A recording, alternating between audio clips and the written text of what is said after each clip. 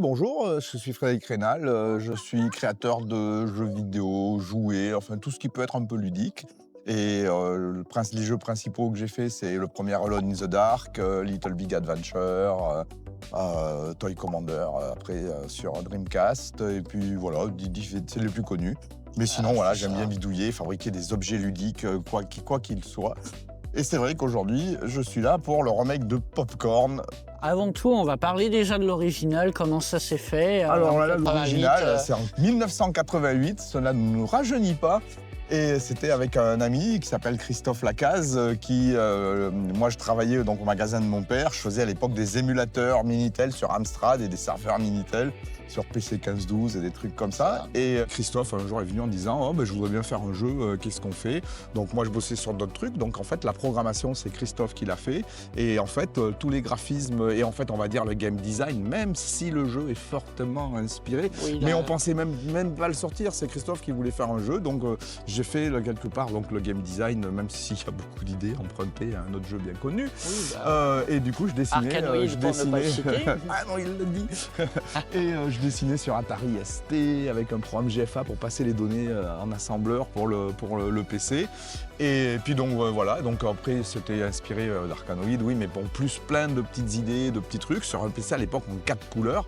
Et il se trouve que j'ai un ami, David Mekersa, qui fait des cours de C et puis qu'un jour m'a dit ben Fred, je voudrais faire un cours de C sur Mega Drive, est-ce que tu n'aurais pas une idée d'un bout de code, un bout de truc? J'ai dit ben tiens, je vais faire le début de l'équivalent d'un popcorn donc j'ai commencé avec un code super propre et tout ça pour faire des cours. Il se trouve que les cours ne se sont pas faits et du coup je me suis dit je vais continuer le remake de Popcorn dessus. D'accord. Et donc j'ai continué et j'ai fait donc du coup le portage alors, la réécriture du code complet parce qu'à l'époque il était entièrement en assembleur sur PC. Donc là c'est en C avec le SGDK de magnifique librairie pour la Mega Drive qui rend les choses beaucoup plus faciles. Et du coup j'ai fait le portage, mais bon un casse-brique sur les joypads des manettes droite-gauche. Sur la Dreamcast alors il n'y a pas de casse-brique parce que c'est injouable, hein, c'est pas très sympa. Alors on peut se démerder, si on joue avec le joypad, il y a une touche pour accélérer, pour aller vite fait sur les côtés au cas où, mais c'est pas agréable. Et du coup je me suis dit, parce que j'avais fait ça, mais vraiment juste pour le plaisir, je me suis dit je vais fabriquer un nouveau périphérique pour la Mega Drive. Et du coup j'ai fabriqué un vrai spinner qui tourne à 360 degrés pour la Mega Drive. Mais c'était vraiment encore tout pour m'amuser. Et du coup ça rend le jeu absolument super sympa à jouer sur la Mega Drive. Et surtout c'est un nouveau périphérique en 2025. Et quand j'ai commencé à le montrer, entre les vieux fans de Popcorn, parce que ce jeu il était un freeware à l'époque, et il a fait le Donc tour distribué gratuitement sur les il a sur fait, les serveurs de l'époque. le tour du monde, donc là c'est marrant, du coup j'ai commencé à le montrer entre les gens qui connaissaient le jeu en disant « Ah, j'adorais ça quand j'étais gamin » et les collectionneurs de trucs Dreamcast qui font « Waouh, un nouveau périphérique pour la Dreamcast, j'en veux un, etc. » J'ai fait « Bon, on va tenter le coup, donc je vais faire un Kickstarter que je suis en train de préparer. » Vous pouvez aller voir des news, j'ai créé un compte Instagram pour l'occasion où je vais présenter toutes les avancées, le travail sur les goodies, les recherches hardware, le développement du jeu, parce qu'en fait, voilà, Popcorn, en fait, ce sera un cadeau, parce qu'en fait, il va y avoir un autre jeu qui s'appelle Popcorn Duel, qui est un jeu à deux, qui est une sorte de Pong, mais avec des options où on doit détruire le public de son adversaire en lançant des boules de feu, des météorites, enfin un gros délire de combat basé sur un Pong.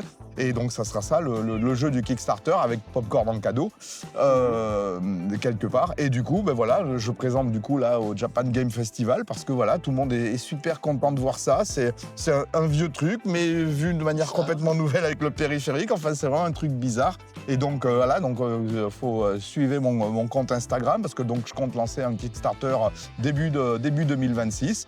Hey, c'est Silver. Le Kickstarter du projet a commencé. Il reste 20 jours pour le soutenir. Il y a pas mal de paliers sympas avec des différentes contreparties, comme par exemple le pack Popcorn Duel avec un ou deux spinners, les packs développeurs reliques, l'édition collector avec une figurine de 15 cm de Monsieur Popcorn et le niveau ultime, l'Ultimate Edition, qui propose un Monsieur Popcorn de 34 cm avec un écran LCD intégré. Si vous voulez donner un coup de pouce au projet, le lien est dans la description. Sur ce, on reprend tout de suite la suite de l'interview.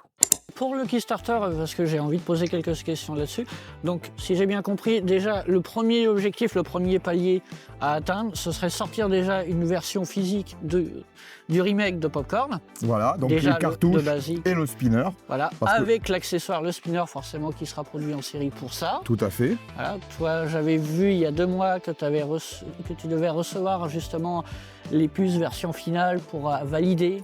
Voilà, Au niveau de ce ok, projet. mais là ça y est, donc j'ai mon Ça y PC est. PCB qui est fabriqué pour l'instant, alors pas industriellement, mais quand même par un fabricant, donc c'est la réindustrialisation, enfin industrialisation c'est un grand mot, parce Oui, que voilà. il n'y aura pas énormément de pièces non plus, c'est pas, faut Ça. pas délirer. Mais donc voilà, ça progresse bien, là je suis en train d'étudier les coûts aussi pour tout le plastique, les câbles, et tout ça, parce que là, on en trouve de plus en plus, des jeux Mega Drive, les cartouches vendues sur Oui, c'est vrai Kickstarter, que ça le c'est marché relativement facile. Ah, il y a un Le nouveau- marché homebrew, il y a un c'est nouveau largement marché. développé. Ah, il y a ouais, Brock ouais. Studio, Ça, par c'est exemple, magnifique, voilà, maintenant, mais ouais, qui ça est me fait complètement super là-dedans. plaisir, ouais. Donc voilà, c'est ça. Donc premier palier, ce serait ça. Le Donc deuxième, voilà, ce serait le après- mode multijoueur dont tu as parlé, qui serait super sympa. Donc voilà, tout à fait. Et puis même, je compte faire un autre jeu aussi, parce que pour profiter du Voilà, c'est ça, et spinner la qui troisième tourne à option. 360 degrés, avec une sorte d'astéroïde, nouvelle sauce, dans l'univers de Popcorn. Il y avait un jeu Master System comme ça qui fonctionnait avec une manette à potentiomètre, Ouais. où tu as un petit vaisseau qui est autour d'une planète et qui doit dégommer Voilà. les ennemis qui arrivent. Voilà. Mais Donc le ce serait problème dans ce de la style-là. manette là dont tu parles sur la Master System, c'est que c'est un potentiomètre et du coup il se bloque au bout. Oui, voilà, c'est Et ça. du coup, on peut pas le faire tourner dans tous les sens à l'infini. Alors que là, ce que j'ai fait, c'est un vrai spinner qui a pas de butée, qui tourne complètement dans tous les sens. Et pour faire un jeu avec un vaisseau qui tourne à 360 degrés, ça change complètement Ça le change complètement la gameplay et le toucher. Par exemple, pour moi, un jeu, ça se touche. Puis voilà. Il y a un rapport quelque part physique avec. Et du coup, d'avoir des périphériques dédiés qui sortent de la manette classique, tout de suite, ça donne une ambiance, un gameplay au jeu qui est radicalement différent. Et c'est ça qui me plaît le plus. Et ce qui est intéressant, vu que tu as développé ça pour le SDGK, derrière, ça va aller à Voilà, la et bonne oui, qualité et donc pour qu'il y ait oui, d'autres le personnes spinner, qui puissent il est faire des jeux. compatible avec la avec. SDK, il est reconnu comme une souris. Et du coup, si ça fonctionne et que du coup le spinner est fabriqué, je le mettrai aussi après en vente sur mon site pour Oui, bien sûr. parce que du coup n'importe qui après avec le SGDK pourrait l'utiliser pour faire un jeu Voilà, à lui, c'est ça. puisqu'il est directement compatible avec le SGDK. Donc les gens l'intéressent, c'est déjà la nouvelle version de Popcorn et c'est aussi ce périphérique ultra génial. Moi j'ai testé. Ouais, ça c'est la vraie Franchement, nouveauté, oui. c'est super. Tu as Merci. prévu de rajouter une option pour contrôler la rigidité, on va dire entre guillemets, la réaction. Oui, parce qu'en fait, là, il est très, très C'est sensible. très là, c'est quelque sensible. chose d'extrêmement précis. Et en fait, du coup, je l'ai réglé un peu comme moi, j'aimais bien. Mais après, je vois des gens qui ont besoin d'une sensibilité un peu différente. Donc, dans le menu, on aura la possibilité de régler la sensibilité, la vitesse de déplacement pour pouvoir adapter à son plaisir. Voilà, c'est parce que ça. là, les jeux, sur les duels et tout ça, c'est des jeux qui sont pas faits pour être des jeux difficiles comme pouvait être même d'ailleurs Popcorn qui à l'époque était fait pour être on faisait des jeux difficiles il y a 30 ans et là du coup la nouvelle version elle est designée différemment au niveau des fonctionnements des bonus et tout ça Ouais, pour être qu'est-ce du qui change pur vraiment par plaisir. rapport à ça au Mais niveau, des trucs simples déjà, par exemple, les bonus, ils n'étaient pas cumulables. C'est-à-dire Oui, ça, que j'avais si par remarqué exemple sur on la prenait version l'option originale. raquette laser pour pouvoir tirer sur les briques et qu'après il y avait un bonus triple balle, ça a enlevé annulait, le oui. mode laser pour passer en triple balle. Alors que c'est des choses qui sont différentes. Là, du coup, on garde les transformations de la raquette. C'est-à-dire, si c'est pas un bonus qui est incompatible avec celui d'avant, on garde l'option d'avant. Donc D'accord. déjà, ça rend le jeu beaucoup plus facile. Oui, Ensuite, ça pareil, amène de la fluidité dans le gameplay. voilà. Et puis du coup, j'ai rajouté aussi plein de petites surprises. Donc ceux qui connaissaient le jeu vont être surpris de C'est plein ça. de petites nouveautés. Bah, moi, il je y a suis même tombé un sur- deuxième laser. Voilà, il y a- je suis il y tombé a sur des- ce bonus-là sur ma partie dans le niveau 2. Voilà. Ça m'a surpris parce que ce qui est intéressant, c'est que ça rend la baguette beaucoup plus La raquette petite. toute petite. La mais par raquette contre, le tir, devient il a un plein mini pot. vaisseau, mais il tire à plein pot. Donc C'est c'est ça. à double Et il tranchant. détruit les briques C'est indestructibles ça. aussi. Ça n'existait pas C'est à avant. double tranchant, mais Et puis c'est il y bien. aura il y a plein d'autres petites surprises C'est ça. dont je ne parlerai pas. Oui. Pour ceux qui vont jouer, qui vont dire ah tiens ça marchait pas comme ça avant, juste pour vraiment créer du fun et le faire vraiment complètement fun. Et mais surtout la version donc duel où on est à deux. où là, l'idée d'avoir besoin de détruire le public de l'autre, avec à chaque fois qu'on attrape des boules de feu, des météorites pour le lancer. Donc là, c'est celui-là qui va être vraiment le jeu principal, en fait. Et selon justement les paliers du Kickstarter, je ferai une première version qui sera d'origine, sur le premier palier, mais il y aura un palier où, parce que là, c'est toujours moi qui ai fait les graphismes à l'époque, la programmation, c'était Christophe. Justement, mais là, du coup, c'est toujours moi. Mais par contre, pour la version duel, la première version, c'est moi qui l'a fait, parce que comme ça, du coup, elle fonctionnera et puis je pourrais la montrer en vidéo pour le Kickstarter. Mais si on atteint un certain palier, là, du coup, il va y avoir des graphistes qui vont travailler dessus pour faire des animations avec des personnages, des trucs, et transformer ça dans un jeu un peu plus moderne. Voilà, parce que là, mes capacités graphiques sont limitées. Travailler en 4 couleurs sur la résolution de l'époque, je savais faire. Mais après, essayer de faire quelque chose vraiment de plus chiadé, là, il faut des professionnels. Voilà, c'est ça. Moi, j'ai une question. Actuellement, les outils que tu utilises pour faire les graphismes sur la nouvelle version, tu utilises quoi? Alors, donc, c'était Neochrome sur Atari ST à l'époque. Et là, maintenant, c'est A-Sprite, qui est un outil de style Paint pour dessiner, mais qui est complètement pensé pour travailler sur du graphisme bitmap d'époque.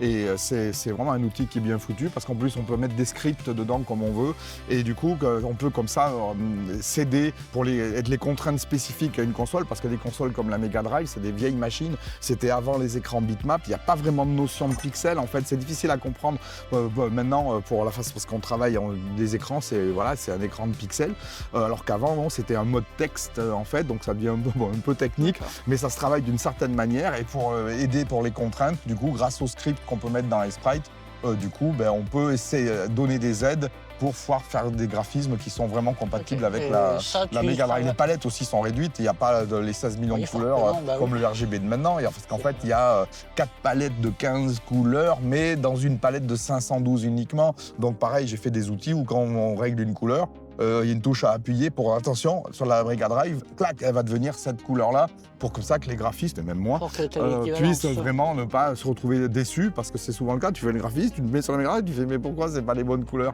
Il n'y en a que 512, il n'y en a pas 16 millions, donc il vaut mieux anticiper tout ce genre de problèmes. Tu travailles avec un écran cathodique pour avoir un résultat Alors, quand on travaille, grâce aussi maintenant à ce qu'on ne pouvait pas faire à l'époque, on travaille avec l'émulateur, donc on est sur le PC, sur un écran LCD. Par contre, oui, j'ai une télé CRT avec la Mega Drive à côté, et à chaque fois, je fais une cartouche et je vais regarder vraiment ce que ça donne, parce qu'on a plein de surprises aussi quand on passe sur un compteur dit CRT, c'est les tubes cathodiques de l'époque, qui donnent un grain très spécial, donc tout est à chaque fois testé pour voir si ça fonctionne bien. Sachant que toi, tu fais un jeu qui vise autant du PAL que du NTNC. Ah oui, ça gérera les deux, parce que oui, il y avait ça aussi qui n'existe plus comme contrainte, mais les contraintes PAL et NTSC, c'est pas les mêmes définitions, pas les mêmes vitesses. Ça écrase sur un moniteur PAL européen, oui, le NTSC est écrasé. Il faut faire du PAL optimisé, ça existe. Exactement. Et c'est une complication supplémentaire. Tout à fait, ça c'est des contraintes, oui, il faut les nouveaux graphistes, des fois, ont un peu de mal à comprendre, mais quand on travaille avec des vieux graphistes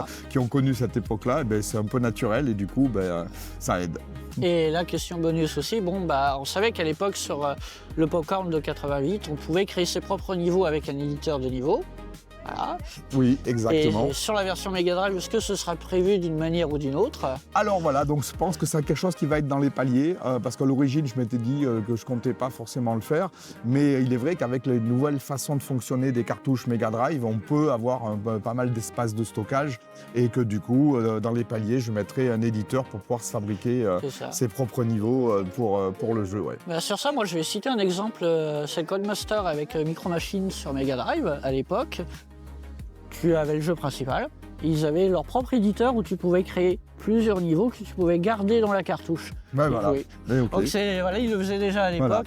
Après, il faut arriver à comprendre comment on le fait. Mais voilà, en fonction des paliers du Kickstarter et puis du succès, je rajouterai tout ce genre de trucs. C'est très drôle à faire. En tout cas, je me fais très très plaisir. C'est vraiment très sympa de retravailler sur sur des machines comme ça. On faisait tellement les jeux avec une mentalité différente et je sais pas, il y a plus de sincérité. On retrouve plus la notion de proximité avec le joueur. On le voit dans ce genre de convention de toute aussi. façon, Il y a la communauté du rétro gaming est vraiment une communauté tellement sympa. Toi, en plus, tu es issu d'une époque où les équipes étaient vachement réduites. C'était. Tout à fait. Il y avait moins de monde déjà pour mener des projets. Bah, tout à fait, mais il n'y avait pas d'école de jeu, il n'y avait pas Internet.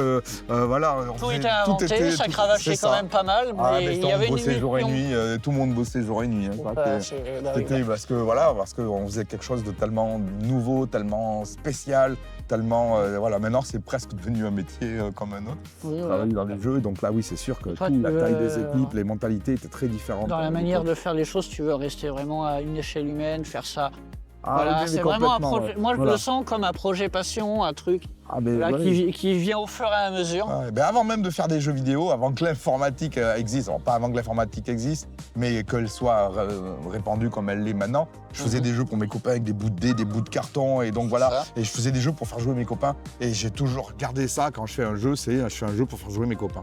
Et c'est ça que je me dis, c'est-à-dire qu'en gros, c'est pas je fais un jeu pour le vendre avec des gens que je connais pas. Je me dis pas ça. Je me dis, je vais faire jouer des copains, et donc du coup, non, on n'arnaque pas ses copains, on fait quelque chose en se disant, je veux que vous vous amusez, que vous preniez plaisir Toi, avec. La victoire qu'il y a là-dedans, c'est que les gens, ils testent, ils prennent un moment, ils s'en amusent, ils rigolent, ils trouvent que c'est sympa, ils remercient derrière en mode « Ah mais c'est trop cool !» C'est bien. C'est ça la plus grande victoire. Et la récompense, elle est là. Oui, de toute façon, après, un jeu, c'est simple. On joue avec, on joue pas. Si on s'amuse pas avec, c'est pas un jeu. Si on s'amuse avec, c'est un jeu. Moi, je trouve que pour l'instant, c'est réussi sur le remake. Sur les quelques niveaux que j'ai joués, je m'éclate. Merci, c'est sympa. Même si je suis nul. Et je vois qu'il y a plein de monde qui trouvent un attrait. J'ai vu et entendu de ta part déjà qu'il y a pas mal de gens qui voudraient un portage Amiga. Oui, mais c'est ça, il y a des gens qui voudraient, tu vas pas faire une version USB du spinner, tu vas pas faire une version Amiga, tu vas pas faire... écoutez, à tout le monde, là, ce que je dis, c'est que participez au Kickstarter, soutenez-moi à fond, et après, du coup, alors pas forcément dans les paliers de celui-là, mais du coup, après, parce que ça serait un autre périphérique s'il est en USB ou s'il est version Amiga, avec une version Amiga, pourquoi pas? C'est vraiment, si ça fonctionne, j'essaierai de faire plaisir à tout le monde. Comme ça, tu arrives à joindre deux choses qui t'animent, donc la partie jeu vidéo, game design, et la partie électronique, faire des schémas, faire des bricoles, parce que c'est toujours été des objets qu'on touche. C'est ça. Qui Moi, compte. je me souviendrai du reportage de Game On de 99 où tu étais tout enthousiaste à présenter les Lego techniques, les premières gammes avec la puce. Oui, c'est vrai. Et moi, je me suis dit, il a eu le déclic avec ça. Et il l'a toujours. Oui, fabriquer des objets ludiques, quoi. Parce que c'est vrai que maintenant, des jeux, il y en a plein. Et puis quand tu joues toujours avec un joypad, quel qu'il soit, ou un truc, quelque part, après, c'est toujours pareil. C'est une caricature, parce qu'il y a beaucoup de jeux très différents. Mais du coup, j'aime bien fabriquer le boîtier, la manette, le fait que le jeu devient unique parce que le contact physique qu'on a avec lui est différent et contribue complètement au gameplay, à l'ambiance du jeu. Et donc ça, c'est vraiment quelque chose qui maintenant me touche très particulièrement parce que je veux faire des choses différentes. Et on peut toujours du coup faire des jeux différents, même alors que les jeux vidéo, il y en a eu beaucoup. Ça, c'est super. Bon, je pense qu'on a traité pas mal de sujets et puis je vous remercie pour le temps que vous avez accordé. Écoute, c'est avec plaisir. Moi, je vous souhaite une réussite avec Popcorn. On en rediscutera plus tard quand le développement aura bien avancé. Avec grand plaisir. Voilà, la prochaine fois qu'on se voit. Ça marche. Merci à vous, monsieur. Ok. Salut. Merci tout le monde. Salut. Tiens, vous êtes encore là? Bon, puisque vous êtes restés, j'ai une petite info exclusive pour vous. Frédéric Rénal sera présent au festival Warp Zone. Ça se passe les 25 et 26 avril à Givors. Ce sera l'occasion idéale pour vous de découvrir et de tester Popcorn. Mais ce n'est pas tout, l'événement rassemble aussi des tonnes de consoles rétro et de bornes d'arcade, que ce soit pour découvrir ou redécouvrir les machines qui ont fait l'histoire du jeu vidéo. Toutes les informations seront dans la description, et surtout n'oubliez pas le Kickstarter. Allez, je vous laisse, ciao!